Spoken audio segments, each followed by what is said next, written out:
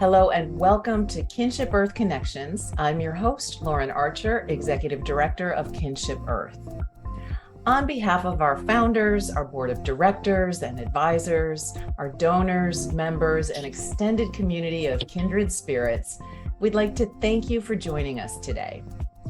Kinship Earth Connections provides a valuable platform for evolutionary leaders and heart-centered Earth advocates to share knowledge and best practices, keep our finger on the pulse of emerging sustainable solutions, network with other kindred spirits, synthesize the highlights and bring the key takeaways back to our own circles of influence, thereby creating a positive ripple effect. KINS networks are groups of heart-centered Earth advocates who are working all over the world to raise consciousness, to transform our global economy and systems from fear and greed to generosity and love.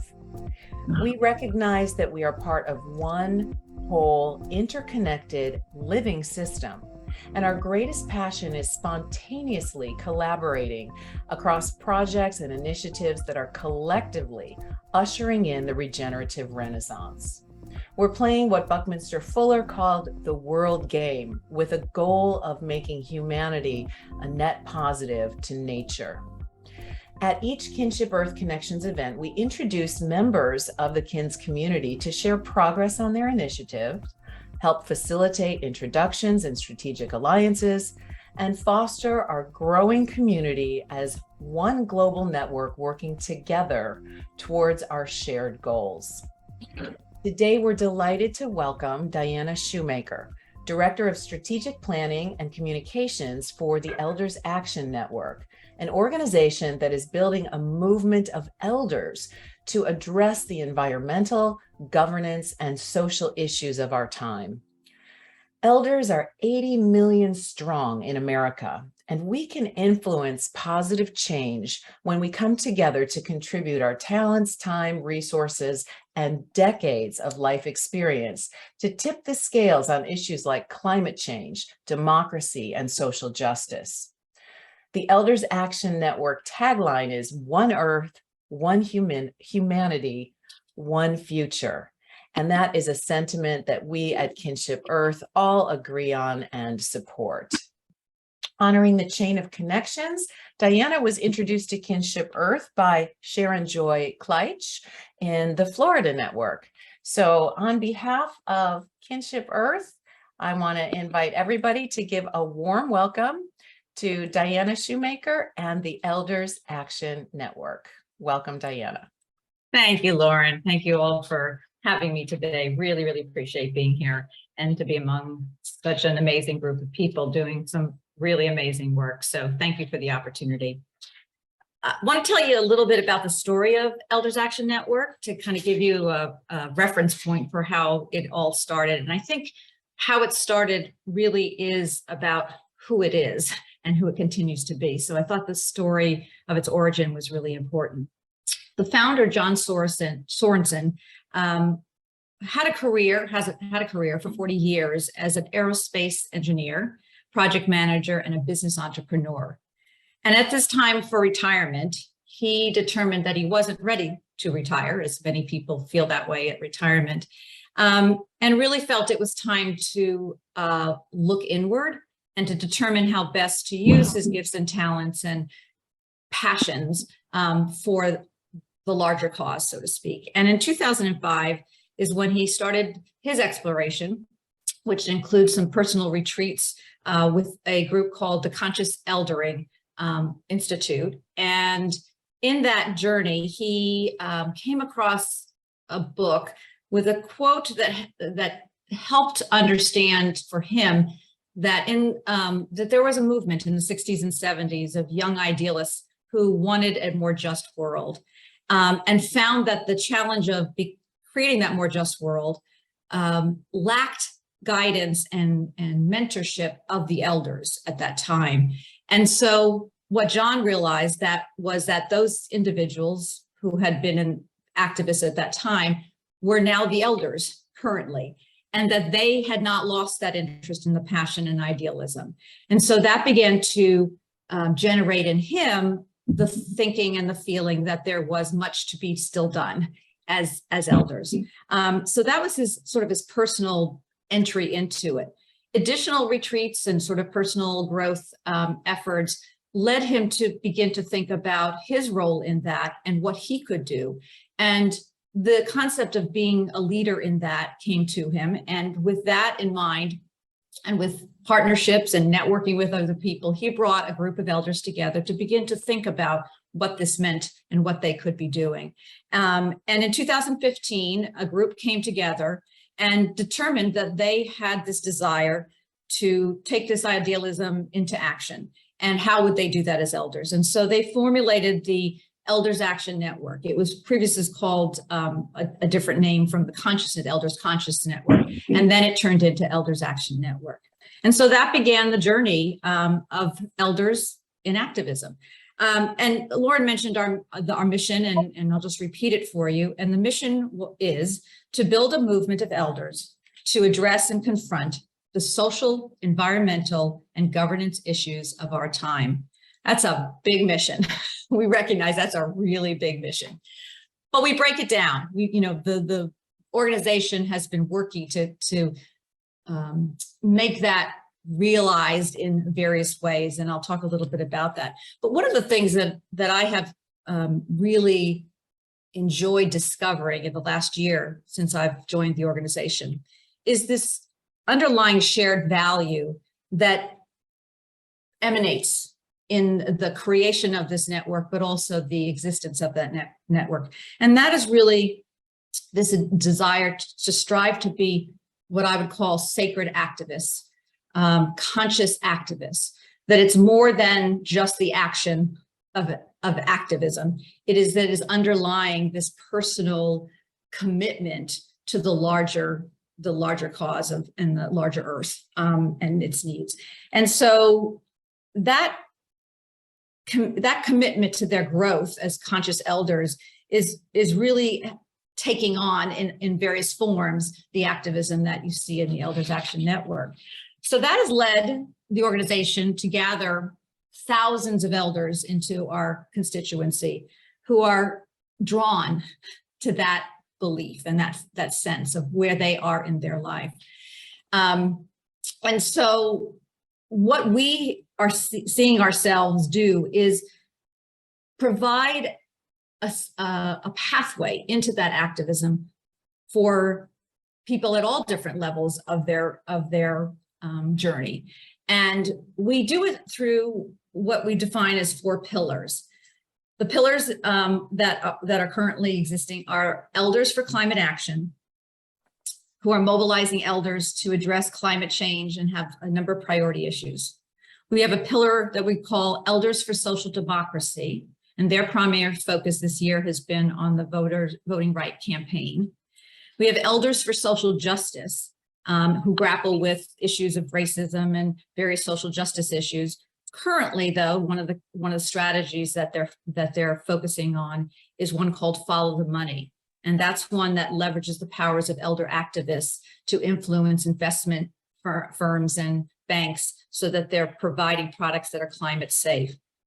And the final one is the Elders for Regenerative Living. And this is the group that is really looking at how transforming climate crisis begins with the transformation of us as individuals.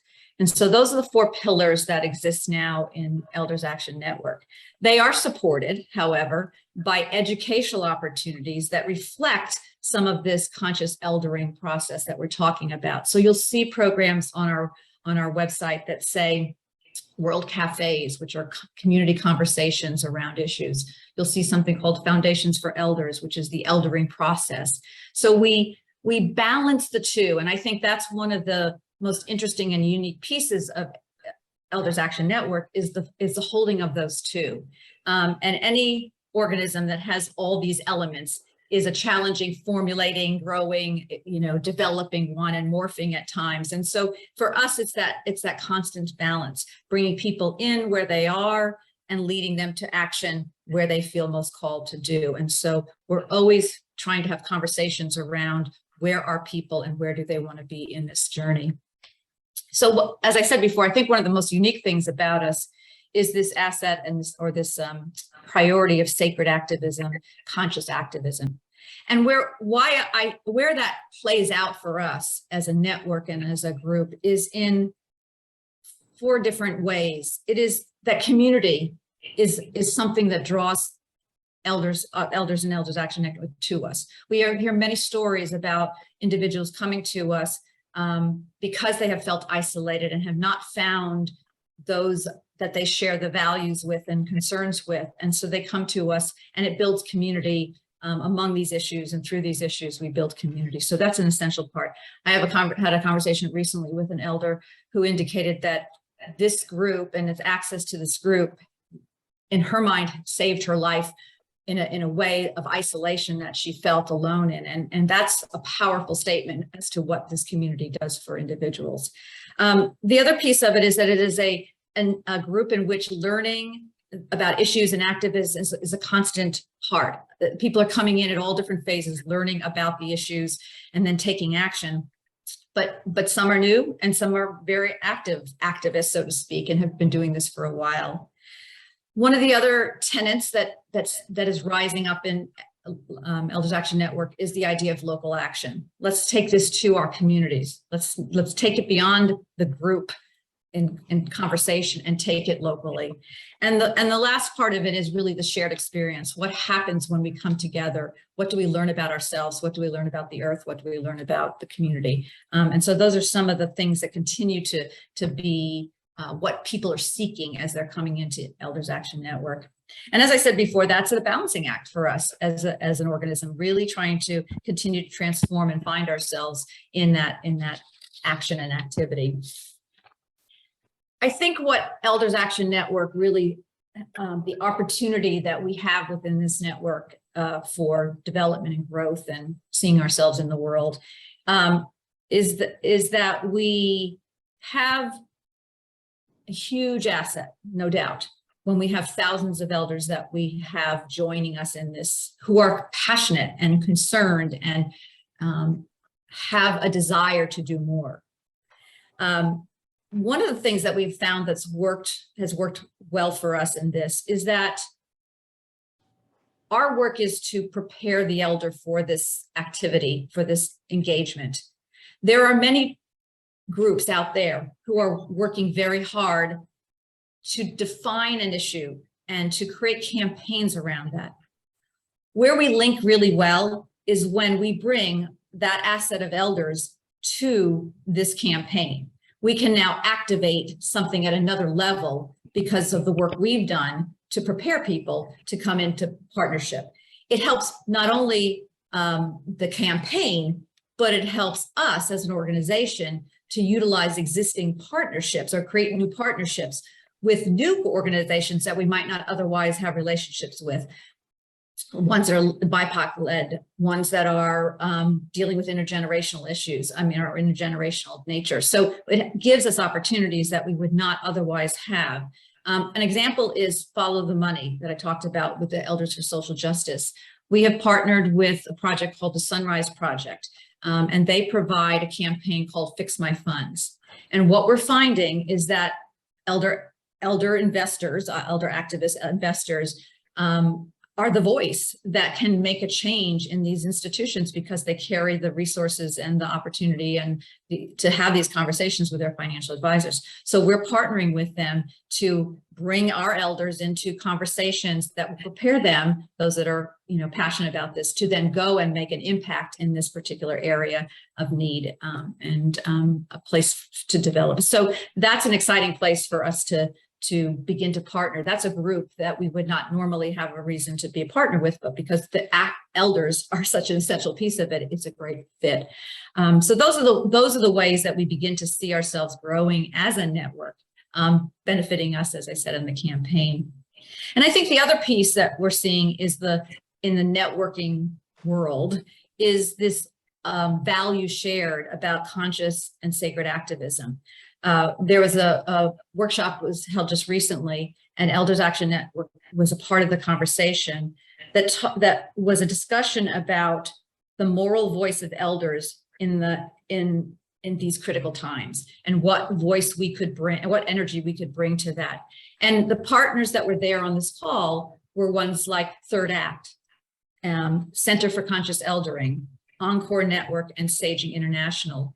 So these are elder organizations, organizations with elders who share the concerns, but also the consciousness of eldering, and why this is so valuable. So we found these opportunities and are finding these opportunities based on who we are, not who we have to become, but who we are. And that to me is a really exciting way to enhance our work in the world, as we work with elders to bring them to the place that they feel most confident and inspired and educated and ready to go. It also raises and inspires us as a network and an organization to do the work, because there's others with whom we share this passion and commitment to. So I'll stop there and open it up to any questions or thoughts. I saw some chat going on in the website, and so you all are already on it. You see what's out there, what we're doing. So I'll just go ahead and let the conversation go from there. Wonderful. I love that we've got so much time to ask questions. So for those of you who are not used to Zoom, down at the bottom of your Zoom screen, you'll see a little button that says reactions. If you click on that, there's an opportunity to click raise hand. That will put you in the queue to be able to ask questions.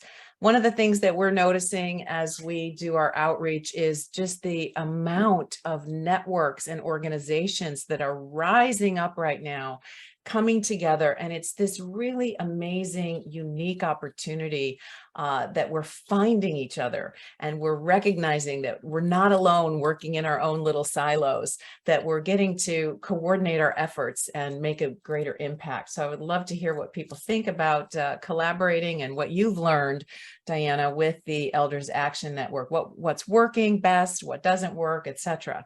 So who has a question who'd like to start with Diana? Hi, George. Let me ask you to unmute. Thanks. Yeah, great presentation, Diana. Beautiful work. So my questions center around, I've been on the board of the Buckminster Fuller Institute and work, of course, with Susan and Lauren and the team.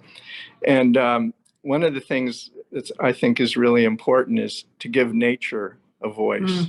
Mm-hmm. And one of the things, if you look at where we've made the most progress as humanity, it's in engineering and science. And that's because every time there's a failure in an airplane crash or, car issues or something, we go to the place where the failure was and we learn from it, and we change the codes and standards of best practices so that we can improve the product. And I would really love to see that applied to nature. Where we could, when every time we have a successful place, like the pristine places that the indigenous elders and original peoples are taking care of, those are documented and geolocated mapping of the dynamic systems that are engaged there. So we understand how nature starts to work. We're entering a period where technology is going to be connecting all kinds of data streams. I work with the Gump Research Station for Coral Reefs, and they're part of a global consortium on how ecosystems work together. So we can integrate all this, and then we've got planet.com, which has satellite data. So I think that's one thing is, how do we work together to improve nature having a voice in this system? And secondly, the elders, not only do they have the responsibility and that vision of being around for a while and seeing what hasn't worked, but they're also in charge of the funds, as you noted. And there's a guy named Tom Chi that I work with on the board of the Buckminster Fuller Institute, and his whole goal is to make humanity net positive to nature. And he has a fund called At One Ventures, which is doing just that and getting 64% returns in the process. And in his experience, it doesn't matter how much you talk to people about the environment. If the investment results aren't there, it doesn't come through. So these are people we have connections to, and everyone listening today and participating in this call are all passionate about what you're doing and how we can work together. So a couple of options for us to explore. Thank you. Thank you. Thank you. Yeah. And I would say that voice of what is working and what is right and what is whole is brought up in these conversations. It underlies some of the conversations that are being had at the social justice on the climate teams. So it's not outside the context of what nature is and should be and already is. I think so. I think thanks for sharing that, because I think we have to remember that piece of it underlying all of this. So thank you, George. Yeah, and there's a ton of work that's been done. I don't know if Hank's on this call, Hank Patton, but he's worked closely with Amory Levins with the Rocky Mountain Institute, and we are way beyond proving whether these ideas are viable. You know, the issue too is that, you know, Yale 360 did a report where we gave 5.9 trillion in subsidies to the oil companies in 2020. I mean, how do you expect the new to take hold when you're so invested in the old? Right. And that's a huge issue. And then I wondered if you had looked at the website. It's called Little Sis. No. And this is a map of all the people that are in power places, both in government and business, that are working together. It used to be called They Rule. And then now it's called Little Sis, because Little Sis is the opposite of Big Brother. but it's really well done. I'm on my phone, so Lauren can throw it into the chat. But it's a cool website that's very aligned with what you're I love it. Thanks a lot. Thanks for sharing. Lovely.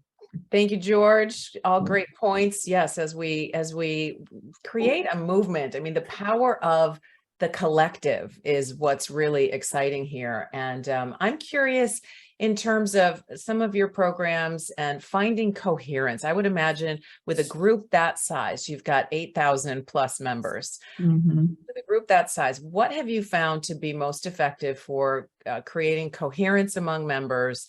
And then in terms of providing actionable things for people to do, you mentioned some of the programs that you're doing. I would love any specifics as we, as part of another organization, look at, you know, where can we find coherence? So what strategies have been successful for you? Right. I think it's on several different levels. Our Elders Climate Action Group is the most advanced in terms of formulating themselves. They've been focused on it for the longest amount of time, and their strategy is in terms of engagement and building collective sort of voice is twofold. One is that they provide very clear priorities, and then what they're working on is more on a legislative level and pledges and act in ways that people can activate and be and to make their voice heard. So they provide direct action for people to take. So that builds the movement, right? That builds the collectiveness around a matter that needs of urgency. The other area of focus for them has been the local chapters. They're, of all of our pillars, they're the one most active in creating the local chapters, because you can imagine the climate issues in a local community are what bring people together. So they have provided that avenue of support and mentoring to get those groups in place, and they're effective obviously at the local level. So from the national level and the local level, they're probably the most defined. What we're finding in our other pillars is they're beginning to build the collective, and because to your point, it is a process, so that not all of our groups are as cohesive, so to speak, and making the impact and the movement building at the level that climate action is, because obviously climate action is what underlies all of this work we're doing for the most part. What we have found most effective is the conversation part, the building of the community first. And so, for example, in the social justice group, my cat enjoying this now, my computer at the top, so that's why I'm on. It is the bringing the group together to talk about the issues, so that the commitment is there as a whole, and then the policy area or the action area is then taken from there and that people have now committed to it and have built the community virtually to then invest, so to speak, in the campaign itself or the action. And we're finding that in, like I said, in social justice. This is a group that's come together over the months, having conversations about social justice issues and grappling with those kinds of things. And then as Follow the Money became available, this partnership became available to us to consider, the group is formulated, they have shared that value around it, and now they can activate. So those are some of the ways in which I think we're doing. One of the things that we're building into that to the Follow the Money campaign is what is called a community practice. And it's a facilitated group. And I'm sure you all know, most of you as leaders and mentors know this, that we'll build that in as well, so that the group itself will help define what it needs in order to take action in this particular campaign. So just an example of some of the steps we're taking and that we're finding that work in that creation and development. Fabulous. I have so many more questions. I want to open it up to other questions from the group.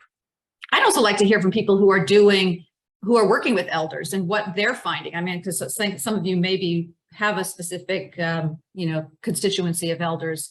I'm not sure of all the organizations, and I'd love to hear from you as well. But I see Carmen's got her hand up. Yeah, I see Carmen with her hand up. And Carmen, I would love to have you share your story briefly too about, since you came into Kinship Earth and started attending events and participating in our community, how you have leveraged that in terms of those relationships, and how you are now really cross-pollinating your own work and relationships through those that you have built in our community. So I would love to hear that as an example.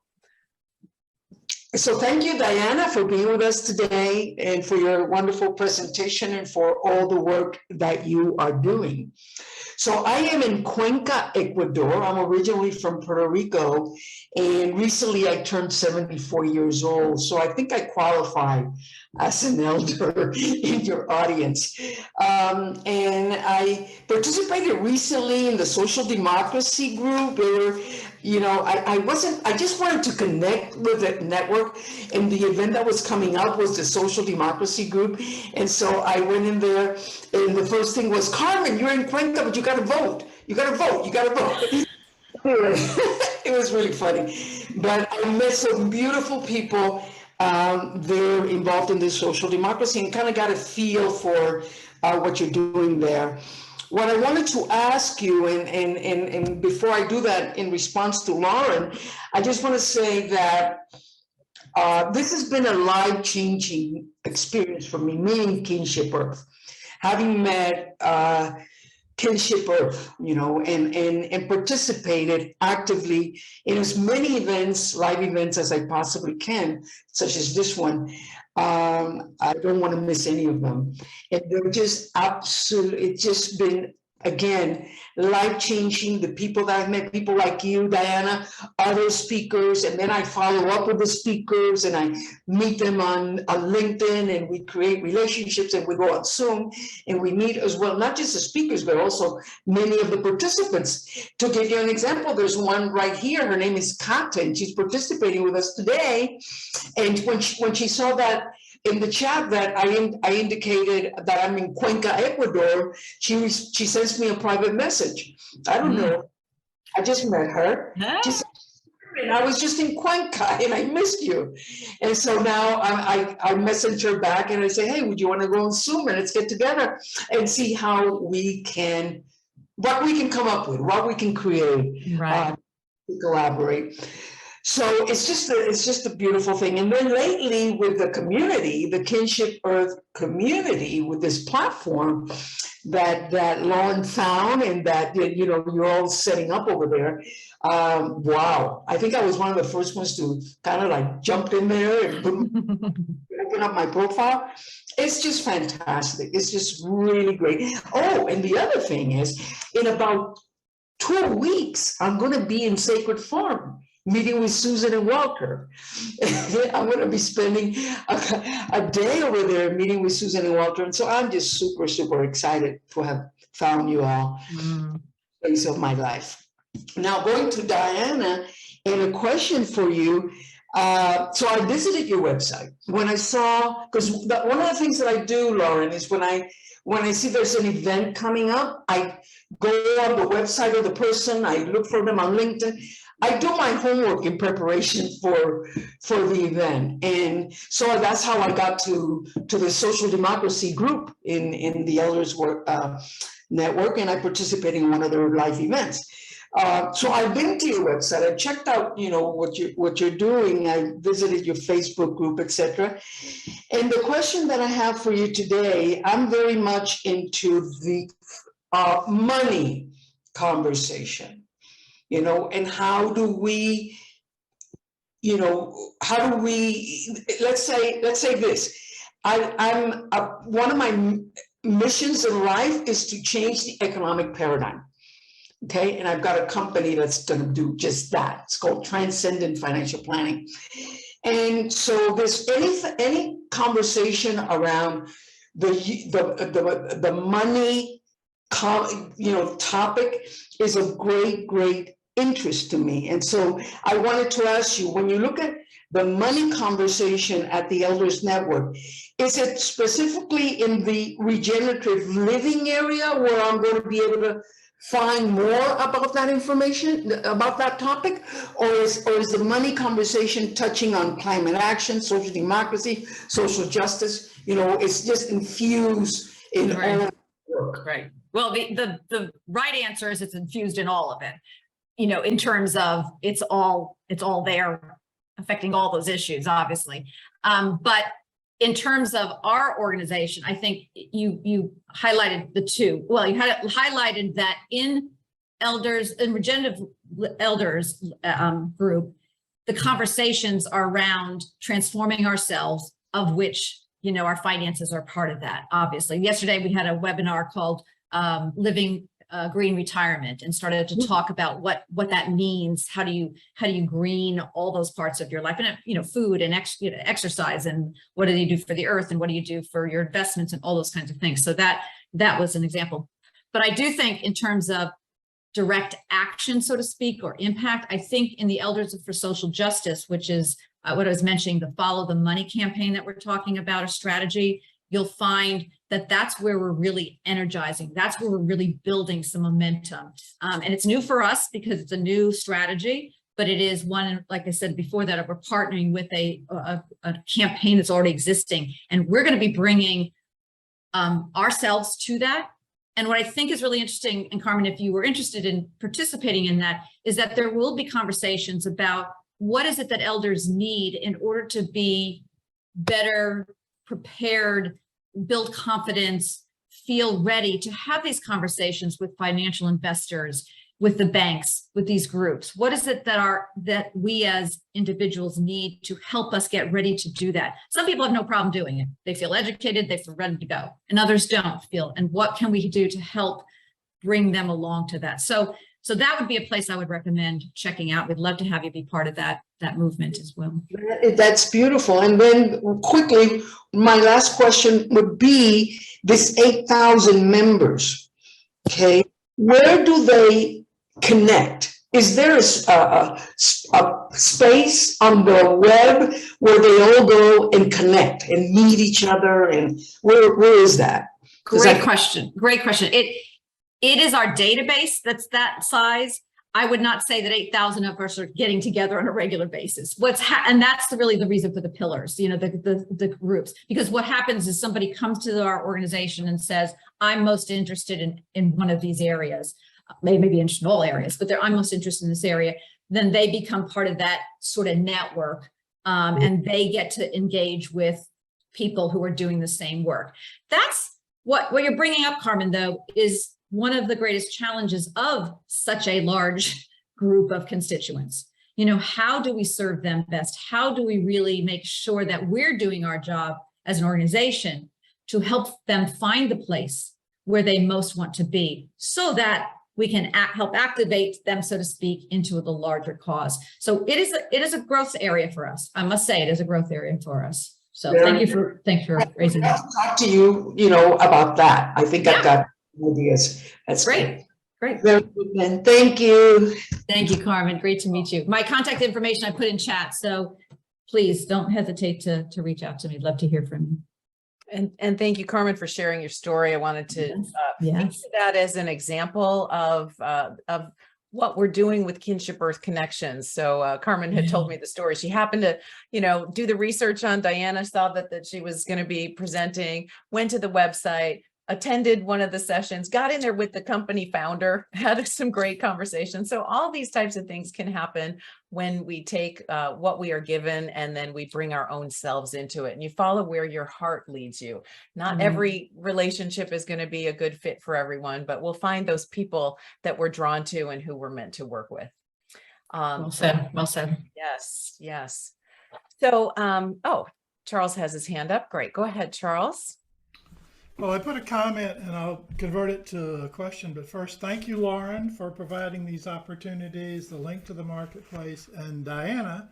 And as soon as you shared the announcement of this event, I went to your sites, Diana, signed up and nominate. I'm 73, so I'm qualified too. Yeah, you are. And I'm working for a 97-year young individual who's still publishing books. Love it. Love it. 97th birthday in February, launching the Living Earth movement, and it's got some similar pillars. In fact, we're meeting this afternoon on climate with John Perkins, who's about to launch his next best-selling book on the economic hitman. And I'm assuming that you'll be happy to bring this beautiful presentation over to that whole suite of organizations that are about climate change, democracy, everything. Right. So, Absolutely. hallelujah, Lauren and Susan and Walter for creating these opportunities. Yeah. Great work. Great work. Thank you, Charles. And yeah, that's a big part of what we're all about, weaving our networks together. Right now, it's all hands on deck, and no one individual, no one organization, no one philosophy has all the answers. This is about the emergent wisdom of the collective. We're all waking up. We are looking at the current climate crises and situations and saying, this is not okay. And we are rising up and finding where we find harmony with others. So on that note, Diana, I would love to have you mention what are some ways that people can get involved right now? So if people are on this call, what would be the first step? How do we get involved, and how can we play together? Right. Well, from a strategic planning process, perspective, reach out to me because that really is part of what my whole work with the organization is, really looking at the bigger picture of the organization and bringing in the resources that will help just facilitate the movement, so to speak. So that would be the first thing I would ask. If you have any sense that there is some connection or some synergy, by all means, reach out to me. I would love to talk to you. That's how Lauren and I connected. Just felt like this was, thanks to Sharon, made that connection, and we just built from there. Individual interests, I think really if you find yourself drawn to a particular area, pillar, that's probably the best way. Just go on our website and sign up, and you'll get all the information you need from that particular group. I would say if you are interested and you don't get a response that you would like in terms of how to get engaged, please use me as a link to the organization. I'd love to be that person to help you make that connection. I would say that, I said it before and I'll say it again, I think that is one of the greatest opportunities we have in the organization in terms of developing our living organism in a more efficient, effective way, is how do we bring people in, engage them where they want to be, make sure they're getting what they need so that they have the impact that they want to have, obviously for the movement and for themselves, and so that the organization continues to thrive. I think we all have that, but we particularly with the large, constituency that we have, that and the differences in the various issues. So personally reach out to me or to the organization in a particular area that you have of interest, for sure. Right. And I had asked Diana the question when I met her through Sharon Joy's group down in the Florida network. So I'll be 61 in a couple of months here. And so I was like, what qualifies as elder? Is there a cutoff date? And your answer was, I don't remember what I told you, but it still is that I think it's, it's how you define yourself, first of all. That is definitely a way of it. And I think what we're finding is primarily people in their 60s to 80s are probably drawn to our organization. But I will tell you that we're also having a lot of conversations with those that are defining themselves, that are moving into what will be eldering. So Yes. I would say I think it's 50 on probably counts. But yeah. I agree. And how about your work with mentoring youth? I'm sorry. How about your work with mentoring youth? How do you see the elders now stepping in and building a bridge for that next generation? What are some of the greatest opportunities that you're noticing for mentorships? Great question. Another great question. I would say that the place where that is most happening is in the direct work around climate action. They are primarily, well, not primarily, but one of their biggest priorities is the intergenerational piece of this work, because it's a learning on both ends. I would say that we are learning how to do that better in the other pillars. I would say that is something that is being explored as we continue to move forward. But I think it's underlying that this work came from a desire to be the mentors, because to John's point about being activists in the 60s and 70s and not having the mentors of elders, it behooves us to be those mentors for that current generation, so that there is not that sense of, we don't know how to do this, or we don't know how this is going to happen. And even more so now. I mean, our world is so intertwined, generationally speaking, because of communication and because of the issues that are at hand.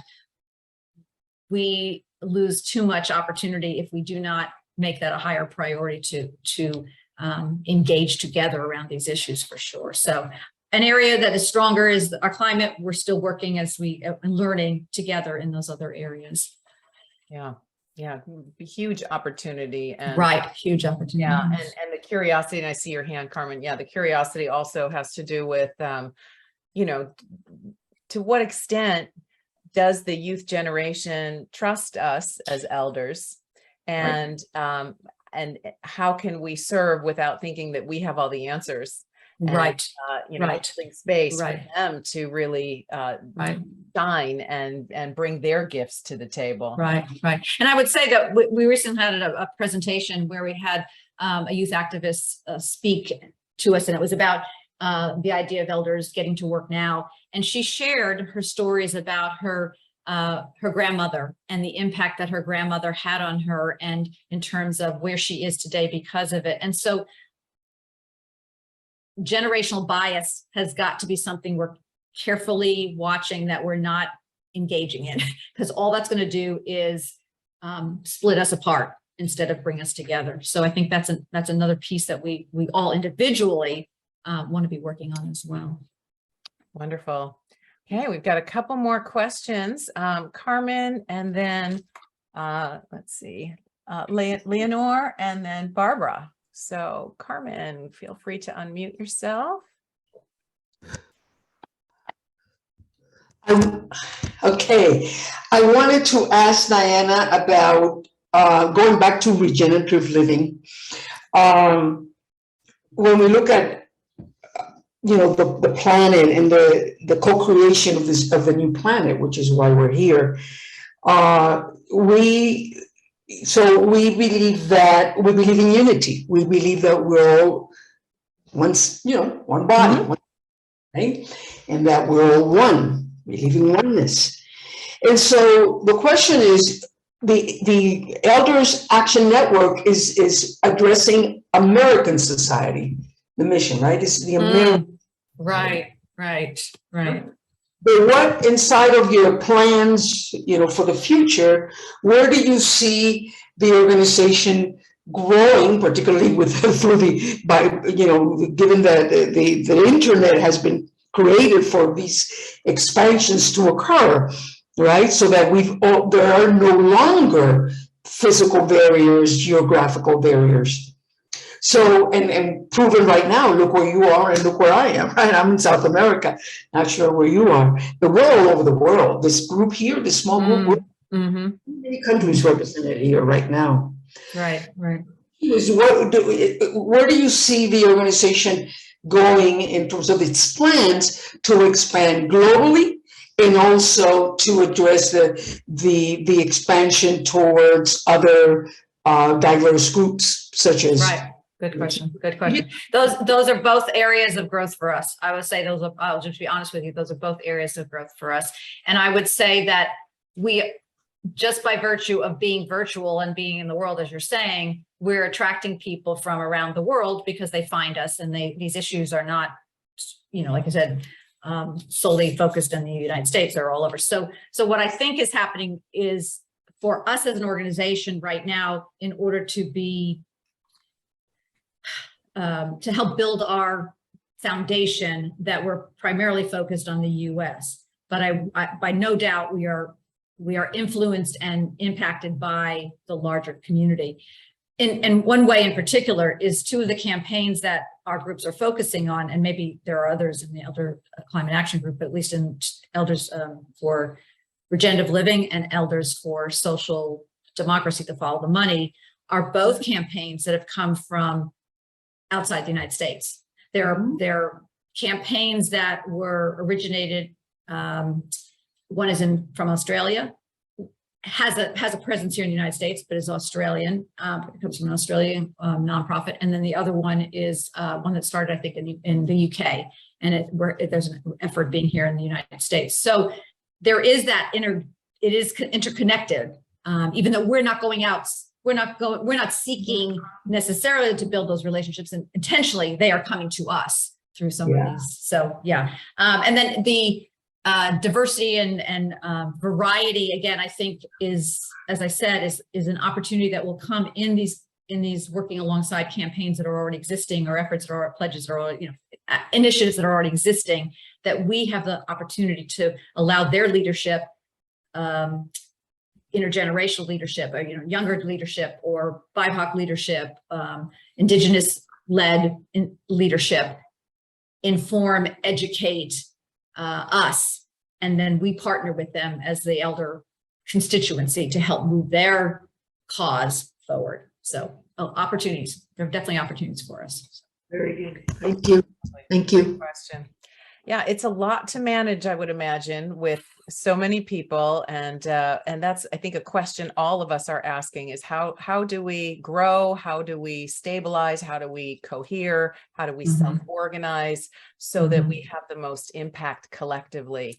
Right. And that's emergent through all of the movements. So it's great to learn from each other. One of the things I do want to emphasize too is, you know, with Kinship Earth, our initial strategy is generosity. It's recognizing that this is something that we do as a collective, and we work together because it's all hands on deck right now. So thank you. All right, I want to go to Leonore. Am I saying that correctly? Yeah, you are. I'm Leonore. Welcome. Thank you. I have heard about the Elders Action Network. Oops, am I still there? You are. Oh, okay.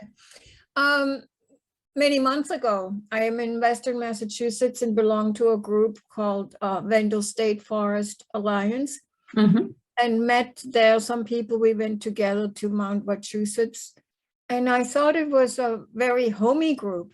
So but nothing wrong with that. But my whole focus is really conscious living. There's a lot of words being used here, sacred eldering and things like that.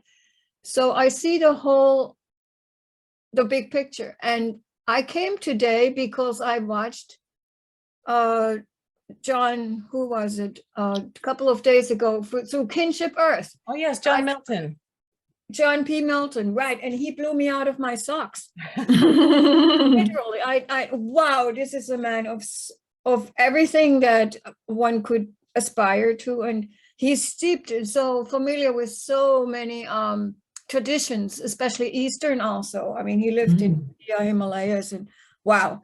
So I'm I will turn on a lot of people to the mothership, to the Kinship Earth. How does the Elder Action Group now dovetail with that? Are you a little subgroup in that Kinship Earth, or what is the connection? That's a good question. We're discovering it. I think we're Yeah. discovering it, right? I Oh. think, yeah, I mean, Lauren and I connected at another network gathering through Sharon Joy, who's on this call with us. And I basically shared at that time the organization, and it's evolving. And Lauren heard that, I think, and saw some synchronicity in there, And so we kind of began to have a conversation. And so that's why I'm here. Thanks to Lauren. Yes, and we may or may not officially partner in some official way. But right now, our objective is to introduce people who are kindred spirits like us, who are doing heart-centered work. And we trust the universe that the people will be drawn to those people that they align with energetically. So, Leonore, you mentioned, wow, John Milton blew you away. For some other people, he may not. For some people, he may. So it's like, okay, you're gonna follow that trail of breadcrumbs that the universe put in front of you. What I see Diana's organization really holding space for is opportunities for people to get involved in action-driven projects that speak to their heart. And so I'm not going to try to reinvent that wheel with Kinship Earth. We're doing other things together here with Kinship Earth. We're featuring our networks, but it's like, hey, join Elders Action Network and let's all work together. And it's not one or the other, right? Yeah, no, you just explained that. Maybe I missed it somehow, but you just said that you and Diana connected because you saw the connection. And yes, so you are representing the Kinship Earth. Yeah. Right. Yeah. Right. And so all of us are here too. We're all kindred spirits. We don't have any big Yeah. As I said, it's only my second time. And thank you for the clarification, because I would have just come away from here and pondered about it and go on the internet and try to figure it out. So this was fast. So glad you asked the question. So glad you asked. I'm definitely into hands-on activism too. Great. Well, we'll look forward to hopefully finding a place that works for you in Elders Action Network. Love to see you. Thank you. Indeed. And Barbara, you're up next. I saw that you mentioned something in the chat, so hopefully you can give voice to that here. You feel free to unmute yourself and tell us about what you've got going on. Thank you. Okay. I'm looking for support in helping to warm up county officials in the rural areas here in Alberta, where I live, to eco-villages. I have a couple of interests. My background is, I was a lawyer. I'm a recovering lawyer. I guess you're always recovering, right? But that was long ago. I'm so thoroughly elder that beyond question. And yet I see that the way people are being brought into the land in the rural areas is very unhealthy. It's interfering with agriculture. They have subdivisions. I mean, subdivisions were invented for cities, but they are the tool of choice of counties who want to bring people into their counties. Because they don't understand how they're impacting agriculture. I have a special interest in that because I raised bison for 10 years in Oregon, actually. Oh, wow. And I'm a writer and I'm a student of regenerative agriculture. Most farmers, by the way, don't really believe in the climate change scenario. They don't have to. because if they do this regenerative paradigm, if they actually are living the regenerative paradigm, that will capture carbon like nothing else. If you have not seen Alan Savory's TED Talk of 9 years ago, how to green the world's deserts and reverse climate change, It is just absolutely the best ever that you could see it. It's only 20 minutes long. Wow. So I'm looking Good. for help in trying to figure out how to approach a couple of these counties to allow eco-village development. And eco-villages to me means intelligent use of building materials for residences, that you don't have to have everything for everybody. You don't have to have your own laundry and your own unit. You know, all of the ways that people living together, like in co-housing, that could mean less impact. The use of intelligent building materials and so forth. But my first step is to try to warm up some of these county authorities. And I need help on that. And I don't know, you know, I know this is going in the US. I know it's going in Europe. There's not much going in Canada. So any help would be appreciated. Yeah, I had two people came to mind just as a way to, not because they have the answers necessarily, but they might be able to lead, you know, at least engage in some kind of conversation. I don't know that they would directly be able to help you. So Barbara, why don't you put your contact information in the chat? Are you able to do that? And I'll just reach out to you and see if I can connect you with some of the people that are doing climate action work, regenerative kind of work. And Barbara, I apologize, I muted you again because it sounds like you've got some other dialogue happening in the background there. So, but that is a great question. And that's a fabulous example of a specific action someone wants to take in their own community. And I saw that Sharon Joy put something in the chat as well. She put a name in there. Good. So that's another opportunity that we have here as we build community and cross-referencing those resources to help one another, because again, we're all working towards the same thing. Great. Yeah. Good stuff. Yeah. All right. And I see Leonore has her hand up again, so feel free to. I like to respond to Barbara, because connections are made when different parties move towards each other. And that you are so emphatic about, I need help. You really know what you want, that you can speak with the same voice to the people who are, for instance, the Federation of Intentional Communities, which is the global headquarters are in Missouri, I think, FIC or IC Intentional Communities.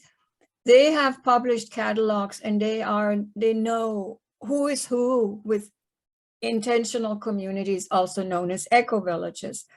And to bring that topic to them would open their eyes that it's not just these individuals who want to live in community, which are millions of us, but the whole topic of them going and bringing a much better, not a solution, I don't want to call it that yet, but bring a proposal, propose something to these municipalities, you call them, in that would replace the paradigm of the subdivision. So they have a choice. They get to, you know what I mean? There's are going towards them as an organization. So I appreciate that. They're a powerful organization. That's a real help. Thank you so much for that. Yes, I've read little bits and pieces, and I know there's a couple of people I've tried to connect with here, but they haven't connected back with me to try to get the ball rolling on this. I think if we would work together, I mean, even if I would add it, and if I wrote a letter and maybe several of us would bring that talking point to FIC, I know they would pay attention, because slowly but surely over the decades, they're somewhat exhausting their talking points. There are more topics emerging, like interracial and how conflict resolution is old hat today. But they are really looking actively to expand the whole eco-village movement and the intentional communities. And what you bring is just brilliant. Really. Yes, Thank you. wonderful. Great example. Well, I don't have a lot of time. I'm 86. I'll be 87 in 2 months. So I wanna know get you this ball don't. rolling. I know, so this is a good thing to connect here. I will look for Lenore. your contact information. Thank you so much. It's in the chat now. Okay, I need a magnifying glass, I look. I know, I'm the same way. Thank you so much for speaking up, Barbara. Thank you. All right, thank you both. So any other questions for Diana before we open up for closing comments? Nancy, yes, you can you unmute yourself? Yes, thank you. I love connecting. There's a lot of different things I can connect with on people. One for Consciousness Source of Synergy Foundation is something you may be interested in, seeing what they're doing with consciousness and evolutionary leaders projects. Also, I mean, one way to describe, I also did Alan Savory's courses, so familiar with the agricultural aspect. And what I'm seeing here in Florida, and if there's any other people in Florida to connect to, let me know. They're calling it agri-hoods. They're subdivisions, they're developments, but they're centered around an organic farm. Some are mostly just small sizes for the promotional value, but I think there could be larger ones too. So the agri-hood is another terminology that's becoming popular now. And I just thought of something way to describe to the county. It's like, you know, it's just a different form of the Waltons. You know, that might not be so scary to them, you know, if they think of it that way. Rather than a hippie commune kind of right. fear that a lot of them have. And then I have not heard the term agri-hoods. I like that. I like that. Yeah. Where, Nancy, where are you in Florida? West Palm Beach. Yeah, I'm West on the Santa Barbara, but you're on Florida. I'm in Florida. I'm on the West Coast. I'm in Bradenton on the West Coast. So. Okay, good. Great. Certainly Well, hope glad to everyone, connect. and I certainly Yes. hope everyone joins us on November 11th, 11/11/22, Prospicious or day. Sharon Joy Kleitch and another 11. So I think there's a dozen leaders or so, 10, a bunch of leaders in the Florida network. So people who have who are kindred spirits, who are actually taking these principles of consciousness and eldering and our commitment to an environment, and they're going to demonstrate how they're spreading their impact throughout the community, measuring the impact of love and of these kinds of values in the community. Sharon Joy, did you want to speak to that upcoming presentation a little bit? I'm kind of putting you on the spot. Sure. Hi. And I see Shelley Darling is one of KINS Tampa Bay. And that's another living example of the KINS network, because Shelley and I were part of the Destiny Funding Circle way back then with Susan. And Shelley was talking about leaving California and moving to Florida. And I asked, where is she coming to? And she said, well, Sarasota. And what has led to another. And that's the same way with Diana.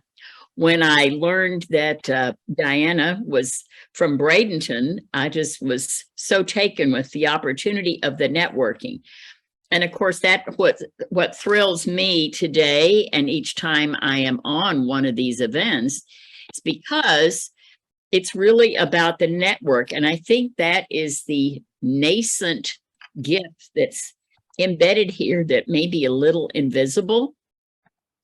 We have a quote we often refer to, which is from Nancy Margulis and Dorian Sagan, about life didn't take over by battles, but by networking, something like that. Quoting it exactly.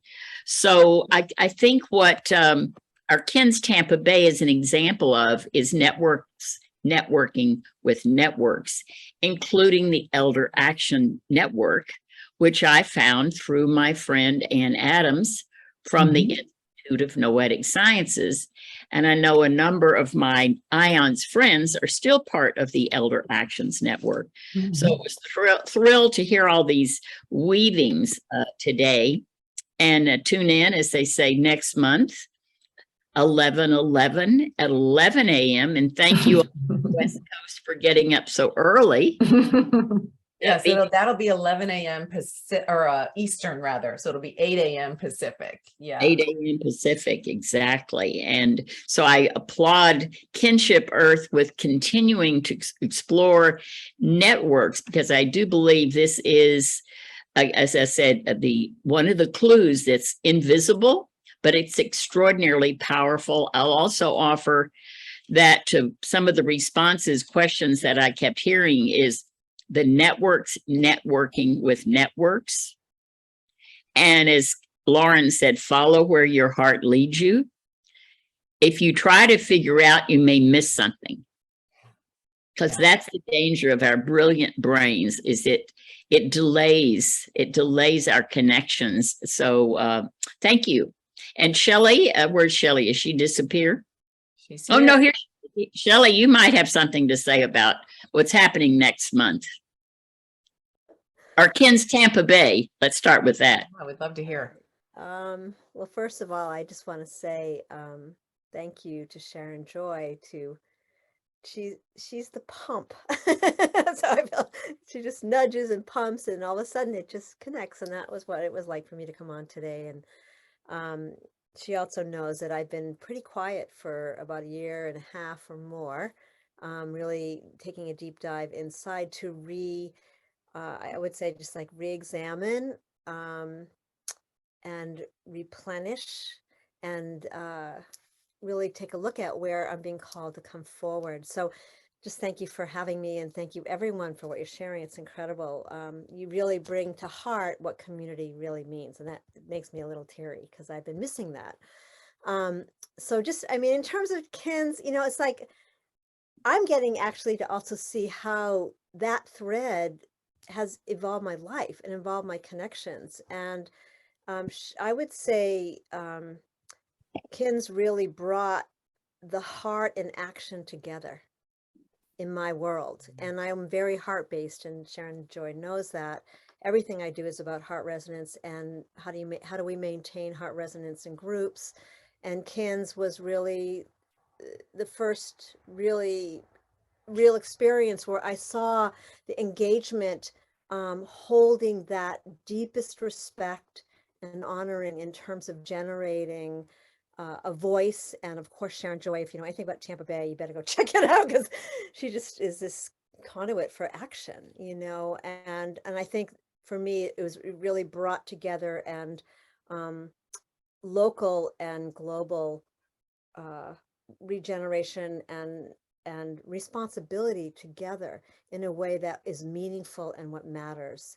So I'll leave it there and look forward to seeing you all again. And I will keep, and also my relationship with Susan and Walter, really bringing the voice of the land, because that's the work I do, is helping people to come back to sacred relationship with their home, their heart, and the land. So I'm looking forward to exploring this more, and you've really brought forth a lot into my life, and I appreciate it. Thank you, Lauren. Thank Wonderful. Shelley, and let me add, since the Kins Tampa Bay doesn't have a website, because we are amorphously weaving those networks, those invisible threads, I put the connectionpartners.com in the chat for those of you who do websites, even if they're elder websites that could be fluffed up a little bit, but are as good as they are. You might learn a little bit about some of us, because some of us are among the Kins Tampa Bay. Thank you. Wonderful. And I also just put in the chat again to be part of our growing online community, which is still in beta, but it's an opportunity for us to connect not only with each other, but to the greater networks of regenerative communities and projects that are out there. So it is kinshipearth.org/community. And what I'd love to do, we've got a few minutes left. I'd love to hear from some of those who have not yet spoken. We rarely have time to do a quick introduction. Tell us a little bit about the work that you're doing and how you see it weaving in. Bobby, I saw that you put a little note in the chat about how important it is to start from within, and from that emerges. I'm going to invite you, if you want to give voice to something, feel free. Bobby is a longtime KINS connection, so welcome. Thank you. Thank you, Lauren. And really, really beautiful presentation, Diana, and all the richness that's going on in the connection and the networks of networks. In my world, one of the key places to start is that interconnection, actually, that Shelley just talked about in terms of her own personal deep dive. And I guess I'm wondering if there is that kind of, maybe prelude to the action, the getting involved.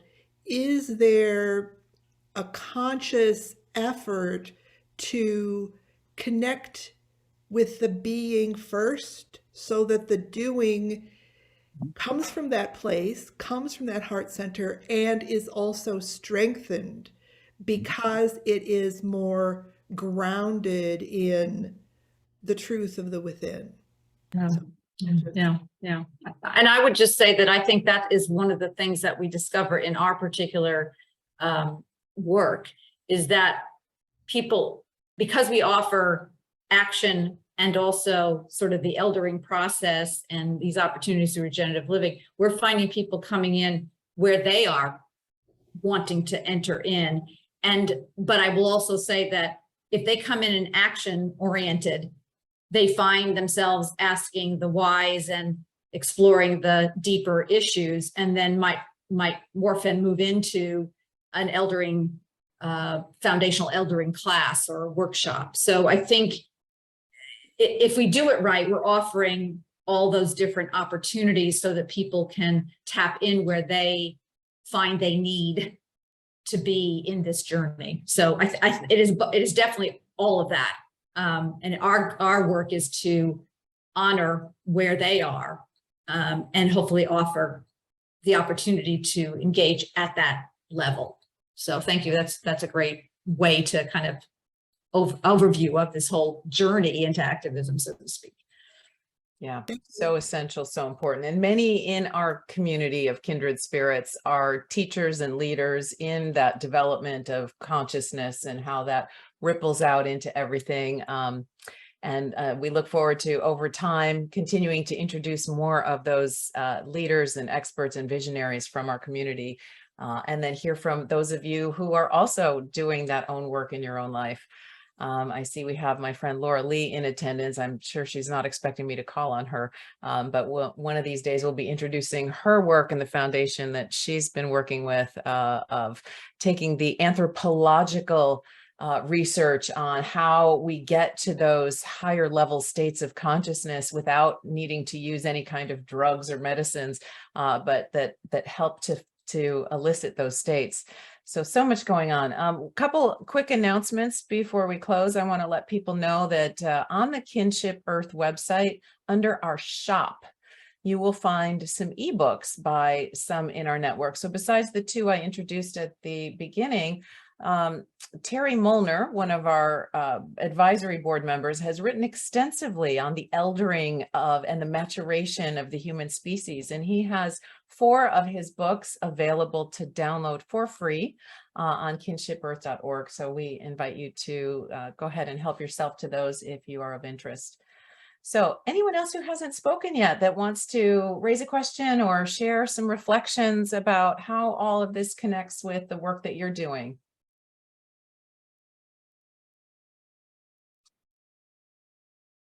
I see Alan. I'll say hi. Hi, I'm Hey. Alan Girth. Up in Canada also. I heard, I think Barbara said she was in Canada. So yeah, I'm glad to have found the Kinship Network. For years I've been hoping that something existed that connected everybody. And in this last year, I've started to really find more. I think, Lauren, as you were mentioning, more and more of these groups are popping up. So what I'm doing right now, or my goal, is just to try to help other people find these networks and just make it easier, make it as easy as people find a ride on Uber or a B&B on Airbnb or something like that. So that's where I hope to help all these networks connect. I'm not specifically doing anything like regenerative agriculture or anything like that, but that's where I hope to help out in this big picture. Thanks. Well, that connective piece is so essential.